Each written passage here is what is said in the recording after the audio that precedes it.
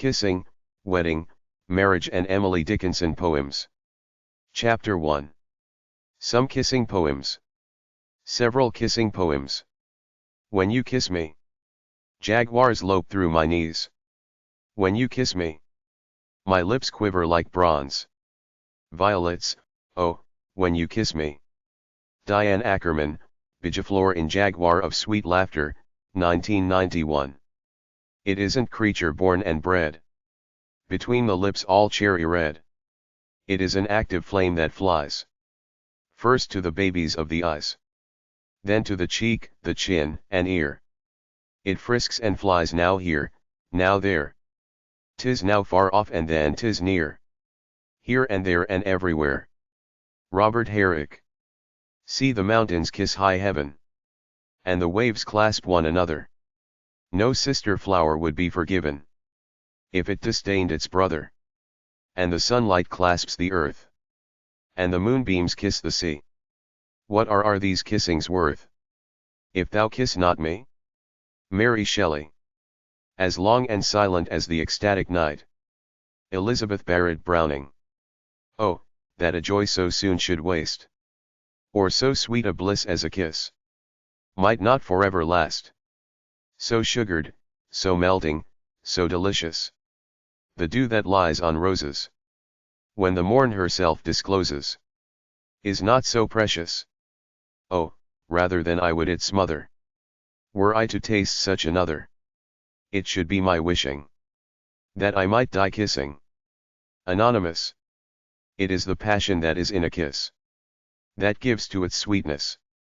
It is the affection in a kiss that sanctifies it. Christian Bovee. To a woman, the first kiss is just the end of the beginning, but to a man, it is the beginning of the end. Helen Rowland. Once he drew, with one long kiss, my whole soul through my lips as sunlight drinketh dew. Tennyson. Kiss with the long, long kiss of youth and love. Lord Byron. Then to those kisses add 100 more. 1,000 to that 100, so, kiss on. To make that 1,000 up to 1,000,000. Treble this 1,000,000, and when that is done, let's kiss afresh, as when we first begun. Catullus. Kiss me softly and speak to me low. Trust me, darling, the time is near when we may live with never a fear. Kiss me, dear. Catullus. Whom wilt thou for thy lover choose?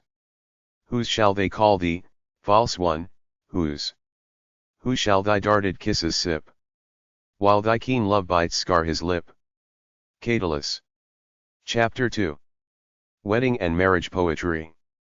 A list of wedding and marriage poetry. Poetry books are at number 811 at the library.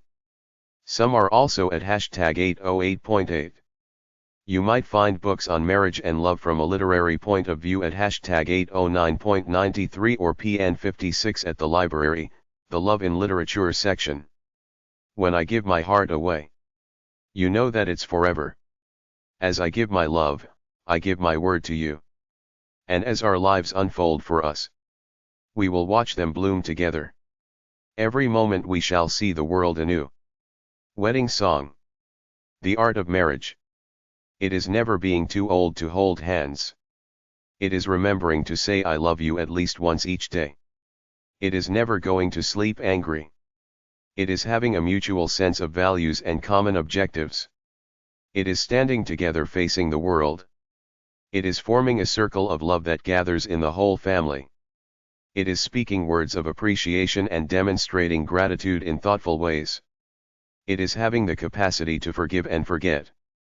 It is giving each other an atmosphere in which each can grow. It is a common search for the good and the beautiful. It is not only marrying the right person. It is being right partner.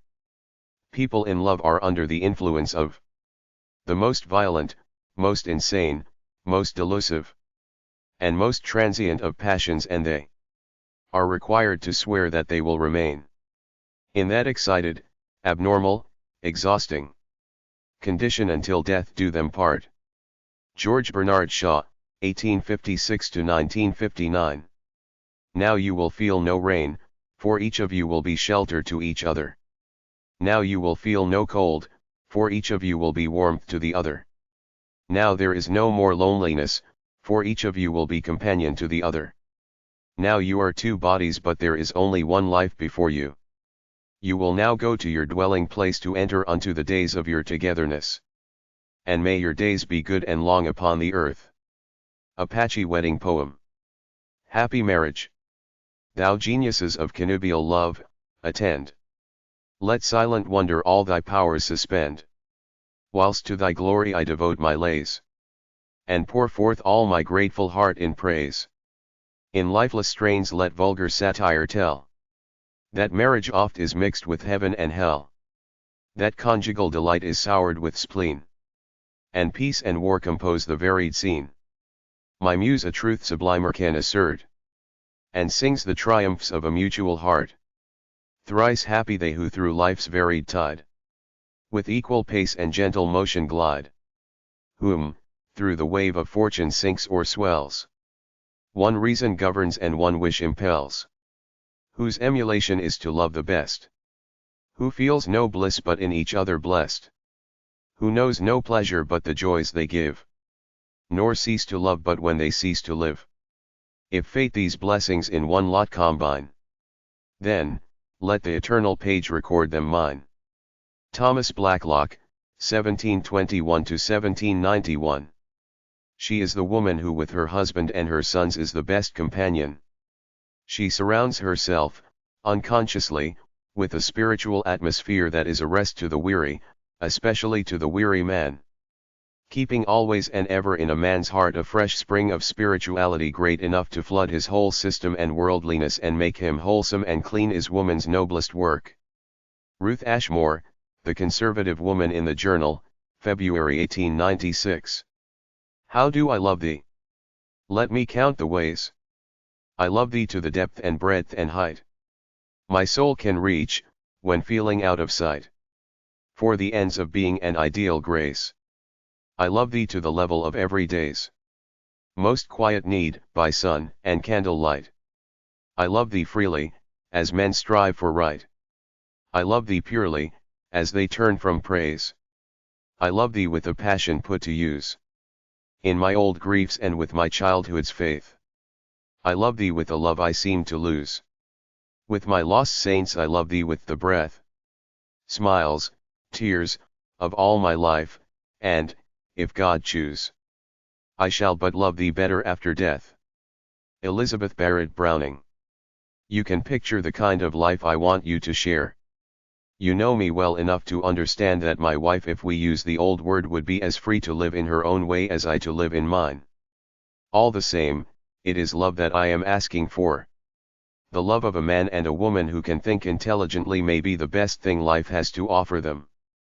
George Gissing, Odd Women, 1893, Character Everett Barfoot. Many girls never even finished these few studies. Because their mothers nearly always took them from school to marry them off, because there was the bad custom of marrying girls very young, when they were called for.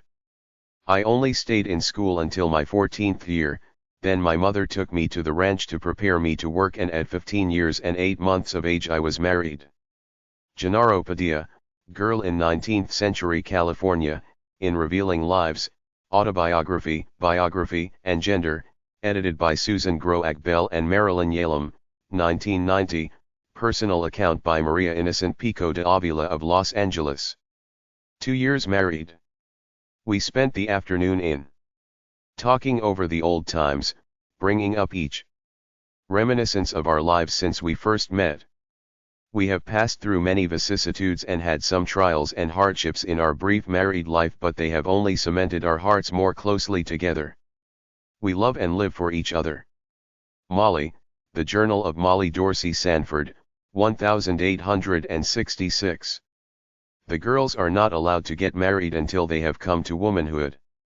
And that period is recognized as a very sacred thing. The young woman is set apart under the care of 2 of her friends, somewhat older, and a little wigwam, called a teepee, just big enough for the 3, is made for them. She goes through certain labors which are thought to be strengthening. Every day, 3 times a day, she must gather and pile up as high as she can, 5 stacks of wood.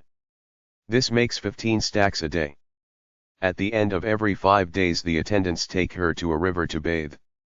She fasts from all flesh meat during these 25 days and continues to do this for 5 days in every month all her life. At the end of the 25 days she returns to the family lodge and gives all her clothing to her attendants in payment for their care. It is thus publicly known that there is another marriageable woman.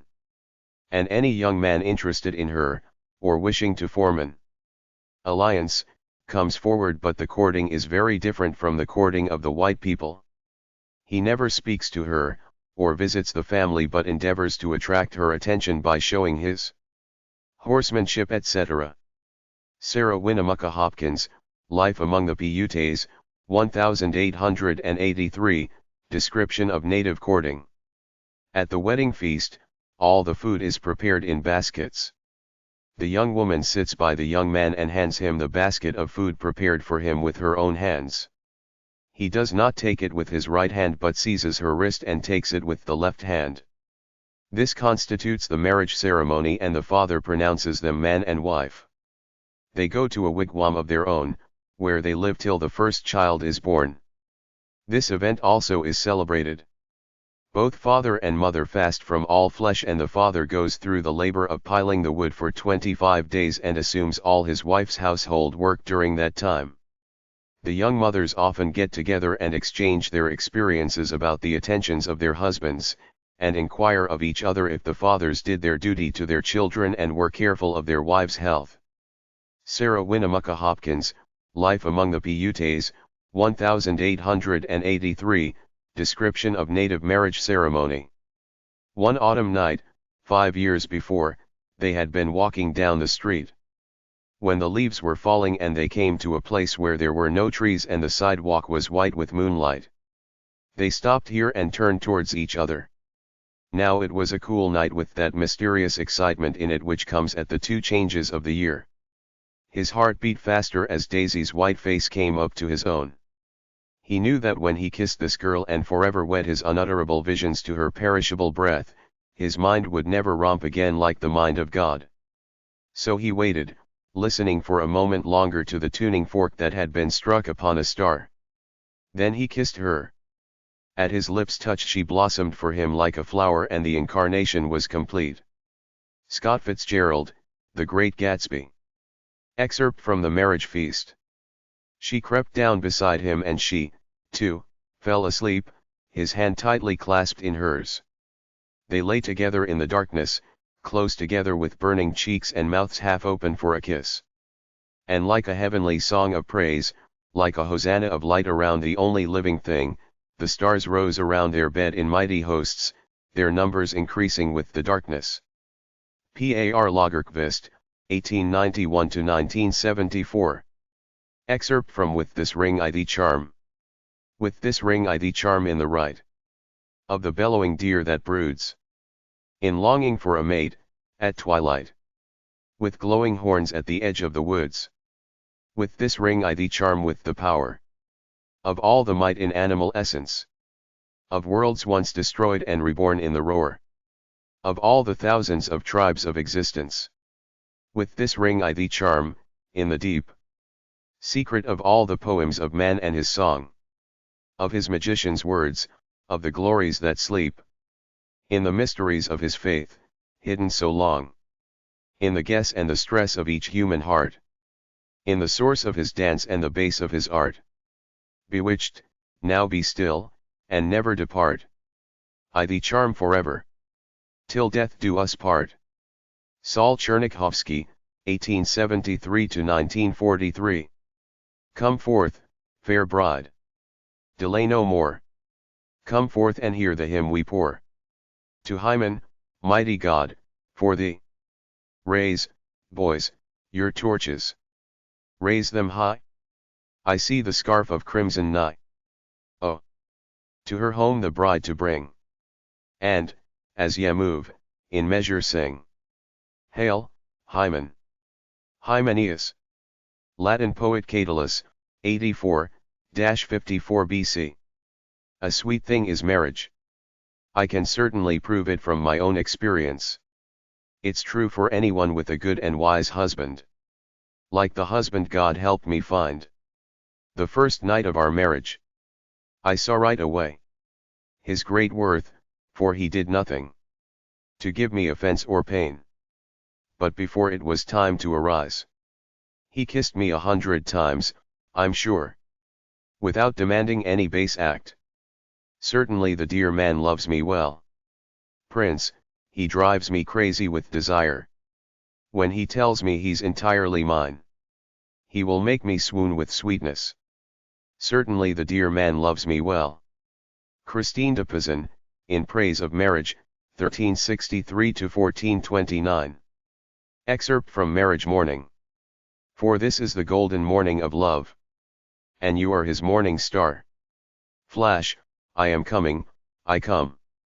By meadow and stile and wood. Oh, lighten into my eyes and my heart. Into my heart and blood. Heart, are you great enough for a love that never tires? Oh heart, are you great enough for love? I have heard of thorns and briars, over the meadows and stiles, over the world to the end of it. Flash for a million miles. Lord Alfred Tennyson, 1809-1892. At the wedding march. God with honor hang your head. Groom and grace you, bride, your bed. With lissome scions, sweet scions. Out of hallowed bodies bred. Each be others' comfort kind. Deeper, deeper than divined. Divine charity, dear charity. Fast you ever, fast bind. Then let the march tread our ears. I to him turn with tears. Who to wedlock, his wonder wedlock, deals triumph and immortal years. Gerard Manley Hopkins, 1844-1889. Excerpt from The Bells. Hear the mellow wedding bells. Golden bells. What a world of happiness their harmony foretells. Through the balmy air of night. How they ring out their delight. From the molten golden notes. And all in tune. What a liquid ditty floats. To the turtle dove that listens, while she gloats on the moon. Oh, from out the sounding cells. What a gusk of euphony voluminously wells. How it swells. How it dwells on the future. How it tells of the rapture that impels to the swinging and the ringing of the bells, bells, bells. Of the bells, bells, bells. To the rhyming and chiming of the bells. Edgar Allan Poe, 1809-1849. Surrender your castle. For in his hand is a blood-red sword. If you resist his advance, no one can save you. Gazelle, graceful dancer, I have come to court you. Or else in a great war, I will come to defy you. My armed and raging passion will beat its way along your path. Let me just die now. The bridegroom's voice came forth, and to his attendants said, even a beautiful song grows stale. Lift Hayton and Calla bride up on their thrones. The medieval Hebrew-French wedding song. Then I shall know which image of God my man is made toward. And I shall see my sleeping rod, or my life's reward. And I shall count the stamp and worth of the man I've accepted as mine. Shall see an image of heaven or of earth on his minted metal shine. D.H. Lawrence, 1885-1930, excerpt from Wedding Morn. I have now been married 10 years. I know what it is to live entirely for and with what I love best on earth. I hold myself supremely blessed beyond what language can express, because I am my husband's life as fully as he is mine. No woman was ever nearer to her mate than I am, ever more absolutely bone of his bone and flesh of his flesh. Emily Bronte, Jane Eyre. If ever two were one, then surely we. If ever man were loved by wife, then the one if ever wife was happy in a man. Compare with me ye women if you can. Anne Bradstreet, The Complete Works of Anne Bradstreet, 16th century poet. my head, my heart, mine eyes, my life, nay more. My joy, my magazine of earthly store. If two be one, as surely thou and I. How stayest thou there, whilst I at Ipswich lie? Flesh of thy flesh, bone of thy bone. I here, thou there, yet both but one. Anne Bradstreet, The Complete Works of Anne Bradstreet, 16th century poet. Their souls, though long acquainted they had been. These clothes, their bodies never yet had seen. Therefore at first she modestly might start, but must forthwith surrender every part. As freely, as each to each before, gave either eye or heart. Excerpt from the poem The Bridegroom's Coming, John Donne, 1571–1631. Wedding Song. In nuptial chamber far from feast, devoted Cupid keeps the watch, lest wanton friends contrive some jest against the waiting bridal couch. He waits for you. The torches whirls encircle him, and golden flames impel the incense-scented mist about the room in sensuous curls. Your heart pounds when the hour sounds that chases festive noises home. Your eyes caress the lovely mouth, now ever yours and yours alone. You leave, and guests, exclaiming leave. Such joy be also ours, we pray. The mother cries, and ever strict would even now keep you away, to enter bliss complete and true. Love's sanctuary beckons you. The torch, the waiting Cupid tries to calm to gentle lamp, then his to aid the bride's undressing. Observing he's less deaf than you, he shyly turns and shields his eyes, and, smiling, gives his blessing. Johann Wolfgang von Goethe, 1749–1832. To the bride. Bride, so filled with rosy longings. Bride, fair ornament of love's queen. Come now to nuptial couch. Come now to bed, to sweet and gentle sport. To your bridegroom, come. Full willing. You shall find the path, with evening star as guide, to matrimony's silver throne, and wedlock's wonder.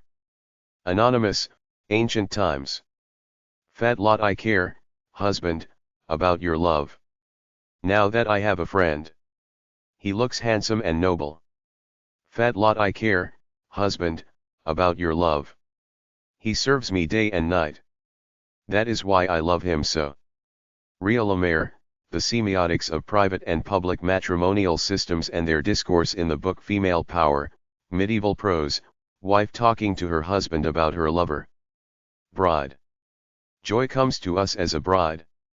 The first rains burst into bloom. Nightingales strike up a dance in our neighborhood. Elegant water nymphs bring songs. Thoughts turn into gold. And gold all conversation. Poets and girls learn kisses by heart. Someone arrives at the festival out of breath. It is time with his flute. George Sarandaris, 1907–1941. There stood Major Floyd filling the front door with his august person. I let him into the room and motioned him to a seat. Well, instead of tailing a chair, he just looked at me as if he could think of nothing but the lovely vision before him, and when he came to himself sufficiently to sit down, it was not long before he commenced the engrossing subject. He hopes, he intreats, that a mere whim, as he must call it, would not prevent him from devoting his life to the business of making me happy. Oh, accept the attachment of a living feeling being who offers you genuine love, warm from his heart. Carol Blesser, Tokens of Affection, The Letters of a Planter's Daughter in the Old South, 1996, How a Girl Was Approached by a Suitor in 1829. The Bride. My circle is narrow, and the ring of my thoughts goes round my finger. There lies something warm at the base of all strangeness around me, like the vague scent in the water lily's cup. Thousands of apples hang in my father's garden, round and completed in themselves. My uncertain life turned out this way too. Shaped, rounded, bulging, and smooth and simple. Narrow is my circle and the ring of my thoughts goes round my finger. Edith Sodergran, 1892–1923. But when two hearts united thus agree, with equal sense and equal constancy, this, happiness, is thy extremest goal. 'Tis marriage both of body and soul. 'Tis making heaven below with matchless love, and a fair step to reach the heaven above. Christopher Smart, 1792–1822, excerpt from Epithalamium on a Late Happy Marriage. Thus, mind in mind we waited for the day when flesh shall fall away and, falling, stand, wrinkling with shadow over face and hand. Still I shall meet you on the verge of dust, and know you as a faithful vestige must. And, in commemoration of our lust, may our heirs seal us in a single urn, a single spirit never to return. Ivor Winter, 1900–1968, excerpt from The Marriage. I believe myself that romantic love is the source of the most intense delights that life has to offer. In the relation of a man and a woman who love each other with passion and imagination and tenderness, there is something of inestimable value, to be ignorant of which is a great misfortune to any human being. Bertrand Russell, Marriage and Morals. What greater thing is there for two human souls than to feel they are joined for life, to strengthen each other in all labor, to rest on each other in all sorrow, to minister to each other in all pain, to be one with each other in silent unspeakable memories. George Eliot, 1819–1880. Ode to a Bridegroom. Rejoice, O bridegroom, in the wife of thy youth, thy comrade. Let thy heart be merry now and when thou shalt grow old. Sons to thy sons shalt thou see, thine old age's crown. Sons who shall prosper and work in place of their pious sires. Thy days in good shall be spent, thy years in pleasantness. Floweth thy peace as a stream, riseth thy worth as its waves. For peace shall be found in thy home, rest shall abide in thy dwelling. Blessed be each day's work, blessed be thine all. And thy bliss this assembly shall share, happy in thee. By grace of us all ascend, thou and thy goodly company. Rise we, too, to our feet, lovingly to greet thee. One hope is now in all hearts, one prayer we utter. Blessed be thy coming in, blessed by thy going forth. Anonymous, Medieval Times. On the Marriage of a Virgin. Walking alone in a multitude of loves when morning's light surprised in the opening of her night-long eyes. His golden yesterday asleep upon the iris, and this day's sun leapt up the sky out of her thighs. Was miraculous virginity old as loaves and fishes? Though the moment of a miracle is unending lightning, and the shipyards of Galilee's footprints hide a navy of doves, no longer will the vibrations of the sun desire on her deep-sea pillow where once she married alone. Her heart all ears and eyes, lips catching the avalanche of the golden ghost who ringed with his streams her mercury bone, who under the lids of her windows hoisted his golden luggage. For a man sleeps where fire leapt down and she learns through his arm that other sun, the jealous coursing of the unrivaled blood. Dylan Thomas, 1914–1953. Let this be our destiny. To love, to live. To begin each new day together. To share our lives forever. She is standing on my lids. And her hair is in my hair. She has the color of my eye. She has the body of my hand. In my shade she is engulfed as a stone against the sky. She will never close her eyes. And she does not let me sleep.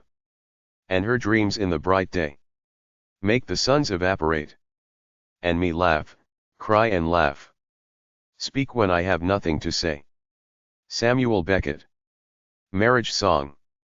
You are more beautiful than light that trips across a waking lawn to pour on jonquils washed with night, the hoarded prism of the dawn.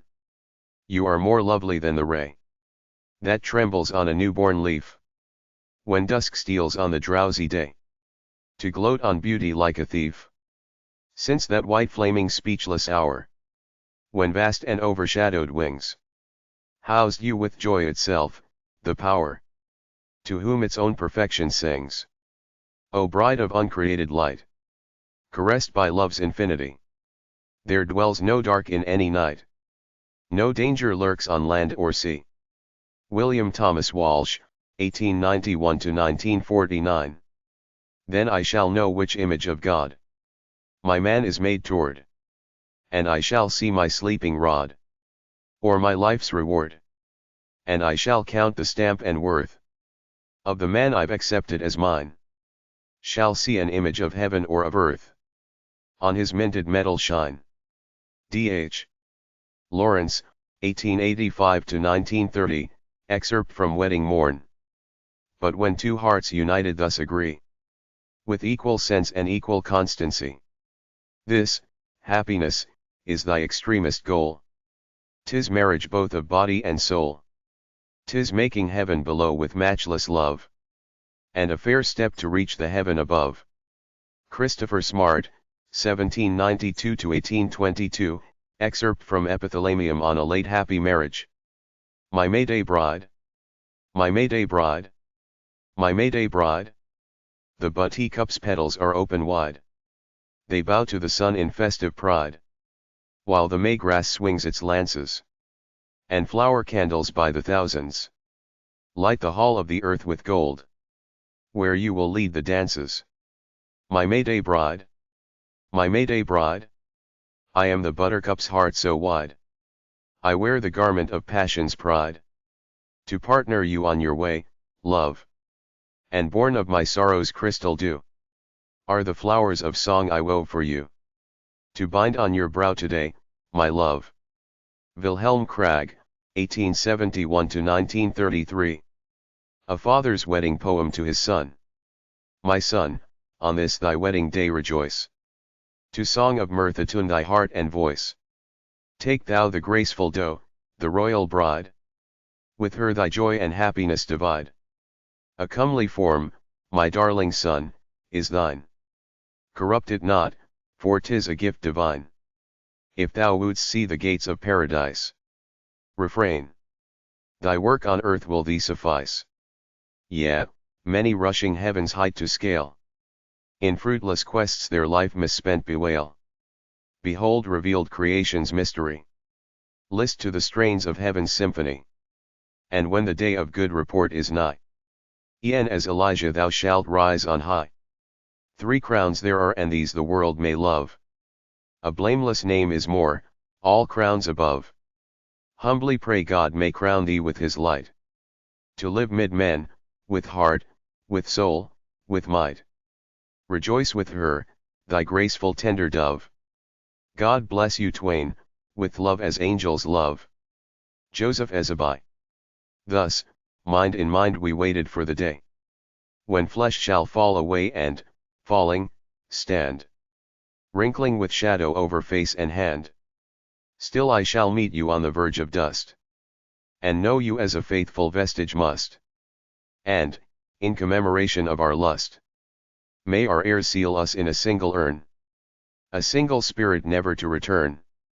Ivor Winter, 1900–1968, excerpt from The Marriage. Let this be our destiny.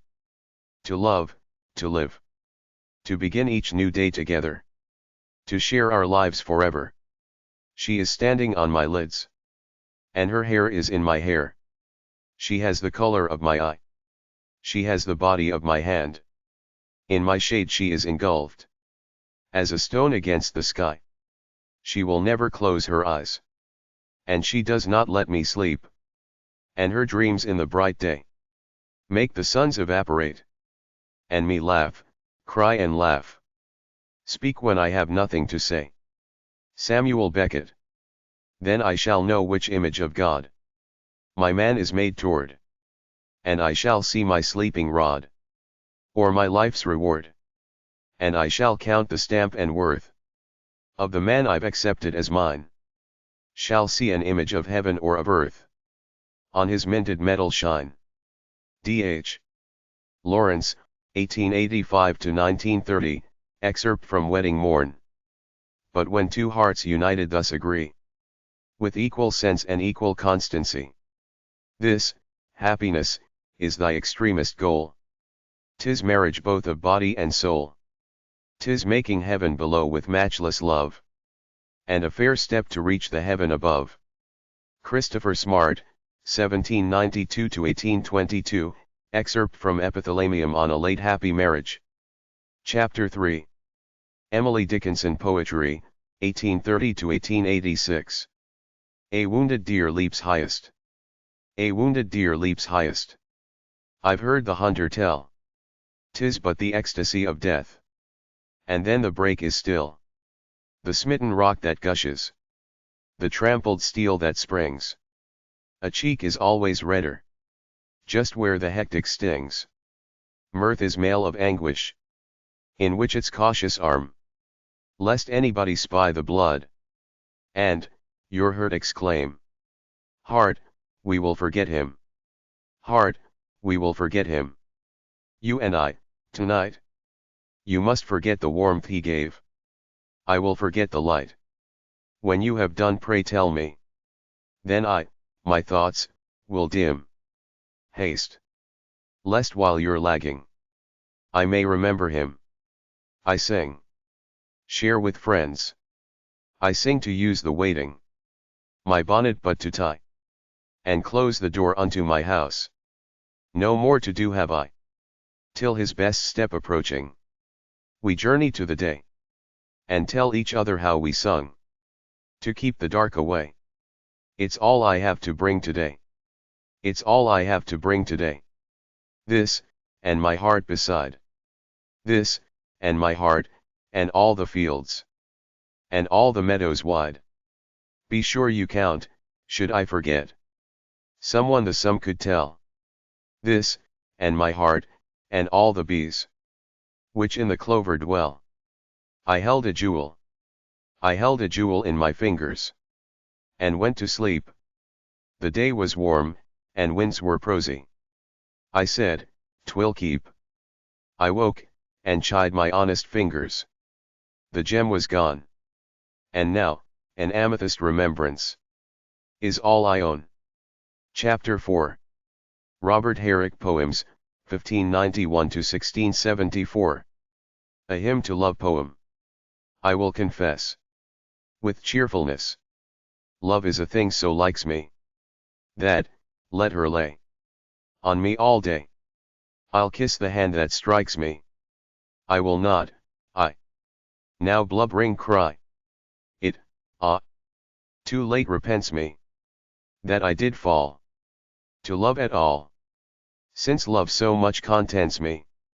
No, no, I'll be in fetters free, while others they sit wringing their hands for pain. I'll entertain the wounds of love with singing, with flowers and wine, and cakes divine. To strike me I will tempt thee, which done, no more, I'll come before thee and thine altars empty. Robert Herrick. Upon Julia's clothes. When as in silks my Julia goes, then, methinks, how sweetly flows the liquefaction of her clothes. Next, when I cast mine eyes, and see that brave vibration, each way free. Oh, how that glittering taketh me! Sweet disorder! A sweet disorder in the dress. Kindles in clothes a wantonness. A lawn about the shoulders thrown into a fine distraction. An erring lace, which here and there enthralls the crimson stomacher. A cuff neglectful, and thereby ribbons to flow confusedly. A winning wave, deserving note in the tempestuous petticoat. A careless shoestring, in whose tie I see a wild civility. Do more bewitch me than when art is too precise in every part. To the virgins, make much of time. Gather ye rosebuds while ye may. Old time is still a flying. And this same flower that smiles today, tomorrow will be dying. The glorious lamp of heaven, the sun. The higher he's a getting, the sooner will his race be run. And nearer he's to setting. That age is best which is the first, when youth and blood are warmer. But being spent, the worse and worst times still succeed the former. Then be not coy, but use your time. And while ye may, go marry. For having lost just once your prime, you may forever tarry. To Anthea. Bid me to live, and I will live. Thy Protestant to be. Or bid me love, and I will give a loving heart to thee. A heart as soft, a heart as kind, a heart as sound and free, as in the whole world thou canst find. That heart I'll give to thee. Bid that heart stay, and it will stay, to honor thy decrees. Or bid it languish quite away, and he shall do so for thee. Bid me to weep, and I will weep, while I have eyes to see. And, having none, yet I will keep a heart to weep for thee. Bid me despair, and I'll despair under that cypress tree. Or bid me die, and I will dare e'en death to die for thee. Thou art my life, my love, my heart, the very eyes of me, and hast command of every part, to live and die for thee. Upon the nipples of Julia's breast have ye beheld, with much delight, a red rose peeping through a white? Or else a cherry, double graced, within a lily, center placed? Or ever marked the pretty beam a strawberry shows half drowned in cream? Or seen rich rubies blushing through a pure smooth pearl, and orient too? So like to this, nay all the rest, is each neat nipplet of her breast. Chapter 5. Some Pablo Neruda Love Poems from poemhunter.com/Pablo-Neruda. Clenched soul. We have lost even this twilight. No one saw us this evening hand in hand, while the blue night dropped on the world. I have seen from my window the fiesta of sunset in the distant mountain tops.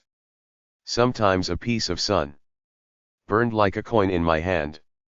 I remembered you with my soul clenched, in that sadness of mine that you know. Where were you then? Who else was there? Saying what? Why will the whole of love come on me suddenly, when I am sad and feel you are far away? The book fell that always closed at twilight, and my blue sweater rolled like a hurt dog at my feet.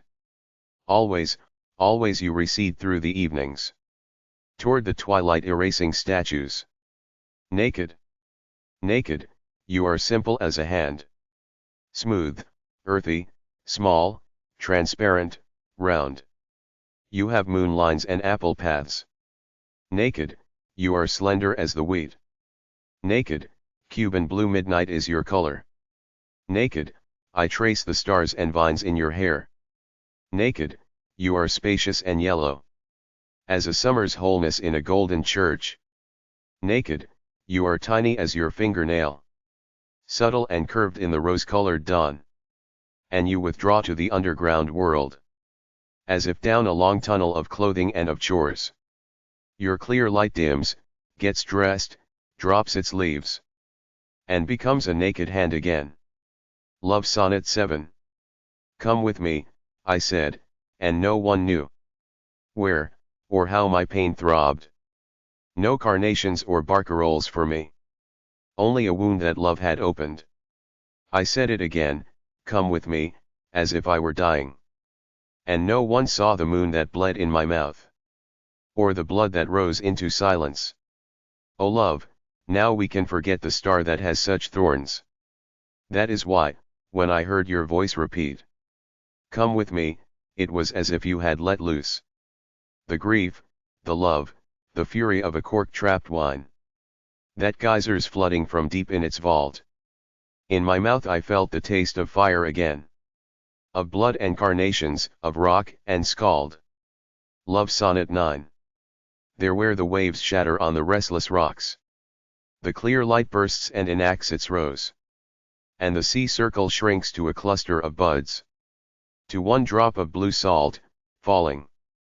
O bright magnolia bursting in the foam, magnetic transient whose death blooms and vanishes, being, nothingness, forever. Broken salt, dazzling lurch of the sea. You and I, love, together we ratify the silence. While the sea destroys its perpetual statues, collapses its towers of wild speed and whiteness. Because in the weavings of those invisible fabrics, galloping water, incessant sand, we make the only permanent tenderness. I crave your mouth, your voice, your hair. Silent and starving, I prowl through the streets. Bread does not nourish me, dawn disrupts me, all day. I hunt for the liquid measure of your steps. I hunger for your sleek laugh. Your hands the color of a savage harvest. Hunger for the pale stones of your fingernails. I want to eat your skin like a whole almond. I want to eat the sunbeam flaring in your lovely body. The sovereign nose of your arrogant face. I want to eat the fleeting shade of your lashes. And I pace around hungry, sniffing the twilight. Hunting for you, for your hot heart. Like a puma in the barrens of Quitrachu. Love Sonnet XLV. Don't go far off, not even for a day, because, I don't know how to say it, a day is long. And I will be waiting for you, as in an empty station. When the trains are parked off somewhere else, asleep. Don't leave me, even for an hour, because then the little drops of anguish will all run together. The smoke that roams looking for a home will drift into me, choking my lost heart. Oh, may your silhouette never dissolve on the beach. May your eyelids never flutter into the empty distance. Don't leave me for a second, my dearest. Because in that moment you'll have gone so far. I'll wander mazily over all the earth, asking, will you come back? Will you leave me here, dying? Love Sonnet 17. I don't love you as if you were the salt rose, topaz, or arrow of carnations that propagate fire. I love you as certain dark things are loved. Secretly, between the shadow and the soul. I love you as the plant that doesn't bloom and carries hidden within itself the light of those flowers. And thanks to your love, darkly in my body, lives the dense fragrance that rises from the earth. I love you without knowing how, or when, or from where. I love you simply, without problems or pride. I love you in this way because I don't know any other way of loving. But this, in which there is no I or you. So intimate that your hand upon my chest is my hand. So intimate that when I fall asleep it is your eyes that close. If you forget me poem. I want you to know one thing. You know how this is. If I look at the crystal moon, at the red branch of the slow autumn at my window. If I touch near the fire the impalpable ash, or the wrinkled body of the log, everything carries me to you. As if everything that exists, aromas, light, metals, were little boats that sail toward those isles of yours that wait for me. Well, now, if little by little you stop loving me, I shall stop loving you little by little. If suddenly you forget me, do not look for me, for I shall already have forgotten you. If you think it long and mad, the wind of banners that passes through my life, and you decide to leave me at the shore of the heart where I have roots, remember that on that day, at that hour, I shall lift my arms, and my roots will set off to seek another land. But if each day, each hour, you feel that you are destined for me with implacable sweetness, if each day a flower climbs up to your lips to seek me, ah my love, ah my own, in me all that fire is repeated. In me nothing is extinguished or forgotten. My love feeds on your love, beloved. And as long as you live it will be in your arms, without leaving mine. I do not love you except because I love you. I do not love you except because I love you. I go from loving to not loving you. From waiting to not waiting for you. My heart moves from cold to fire. I love you only because it's you the one I love. I hate you deeply, and hating you. Bend to you, and the measure of my changing love for you is that I do not see you but love you blindly. Maybe January light will consume my heart with its cruel ray, stealing my key to true calm. In this part of the story I am the one who dies, the only one, and I will die of love because I love you. Because I love you, love, in fire and blood. Don't go far off. Don't go far off, not even for a day, because I don't know how to say it, a day is long. And I will be waiting for you, as in an empty station. When the trains are parked off somewhere else, asleep. Don't leave me, even for an hour, because then the little drops of anguish will all run together. The smoke that roams looking for a home will drift into me, choking my lost heart. Oh, may your silhouette never dissolve on the beach. May your eyelids never flutter into the empty distance. Don't leave me for a second, my dearest. Because in that moment you'll have gone so far. I'll wander mazily over all the earth, asking, will you come back? Will you leave me here, dying? Your laughter. Take bread away from me, if you wish. Take air away, but do not take from me your laughter. Do not take away the rose, the land's flower that you pluck, the water that suddenly bursts forth in joy, the sudden wave of silver born in you. My struggle is harsh and I come back with eyes tired, at times from having seen the unchanging earth. But when your laughter enters, it rises to the sky seeking me, and it opens for me all the doors of life. My love, in the darkest hour your laughter opens, and if suddenly you see my blood staining the stones of the street, laugh, because your laughter will be for my hands like a fresh sword next to the sea in the autumn. Your laughter must raise its foamy cascade. And in the spring, love, I want your laughter like the flower I was waiting for, the blue flower, the rose of my echoing country. Laugh at the night, at the day, at the moon. Laugh at the twisted streets of the island.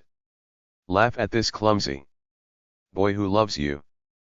But when I open my eyes and close them, when my steps go, when my steps return, deny me bread, air, light, spring, but never your laughter, for I would die.